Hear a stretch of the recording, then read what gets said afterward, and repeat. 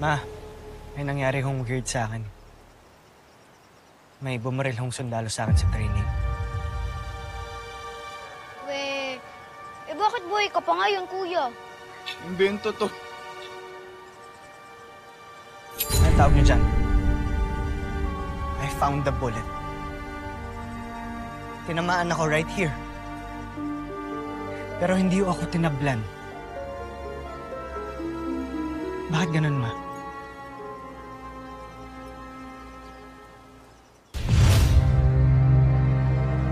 Sinabi na huwag kang babangon! Bakit mo siya binaril? Nasaktan ka ba? Nagalusan lang. Hindi ka tinatablan ng bala?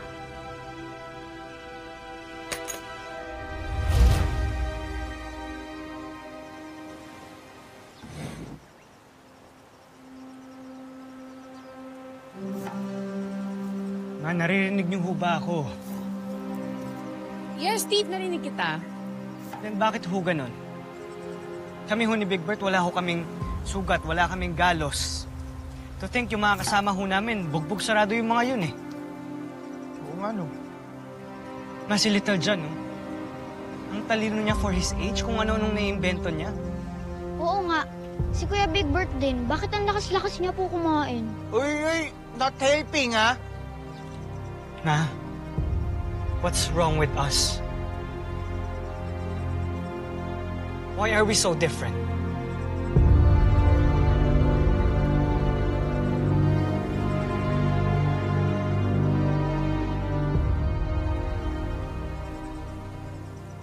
Nothing's wrong with you and your brothers, Pero anak. hindi ho kami normal. Ay, hindi ba dapat matuwa nga kayo na iba kayo? Na malalakas at matalino kayo? Must be the vaccines and booster shots na binigay sa inyo ng mga bata pa kayo. But those are only to protect us from diseases, Ma. Hindi po para maging bulletproof. At bugbog-proof. Okay, so may ginawa kasi kaming experimental vaccine ni na Dr. Smith at ng papa ninyo noon na makakadagdag ng strength sa katawan ng isang tao. At nung nakita naming successful yun, tinurok namin sa inyo.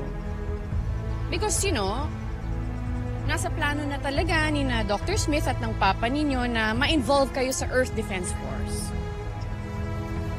Kami lang ho ba yung binigyan ng vaccine? O meron pa hong iba?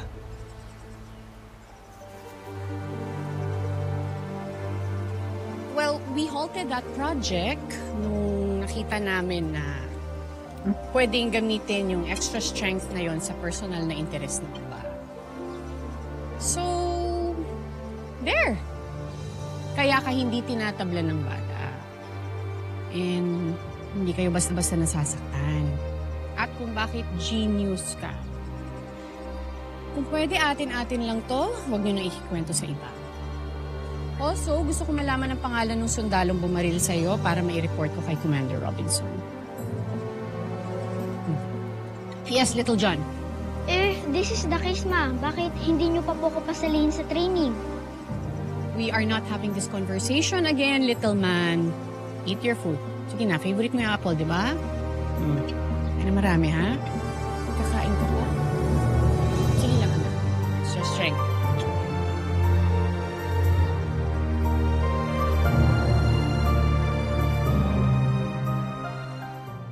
Tingin niyo possible talaga na experimental vaccine lang yung dahilan kaya bulletproof and bugbog-free tayo? Bakit? Nagdududa ka ba na nagsisinungaling si Mama? No, Big Bert.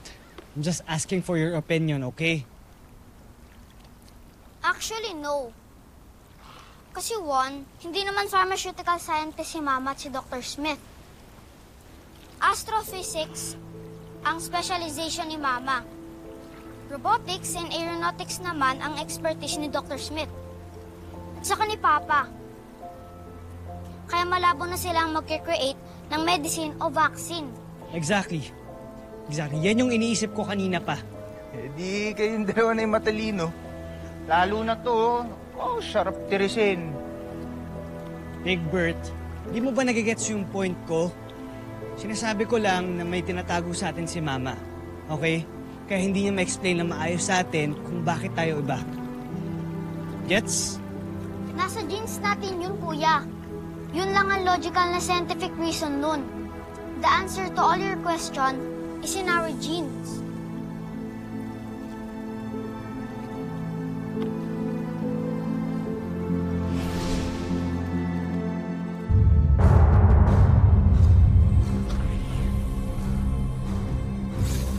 Jumfrey. Inaasahan kong may maganda kayong balita. Nagawa na namin ang paraan ng hinihiling nyo, Jonesby. Namin. Bakit parang kami lang ni General Sandra ang gumawa ng paraan para mabibilis natin ang armada? Gamit ang aking kakaibang galing. Nilakasan ko ang enerhiyang ginagamit natin para sa makinang pulsa. Hindi ko kailangan ng paliwanag na teknikal. Mapapabilis na po ang ating paglalakbay. Makakarating tayo sa Terra Air 2 sa loob ng 1 buwan. Maaasahan ko nga kayo, aking mga general. Tusentak at pinagbigyan niyo ang aking kahilingan.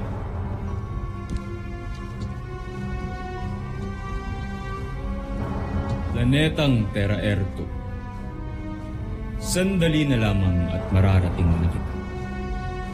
Mundo ng aking kinasusuklaang ama.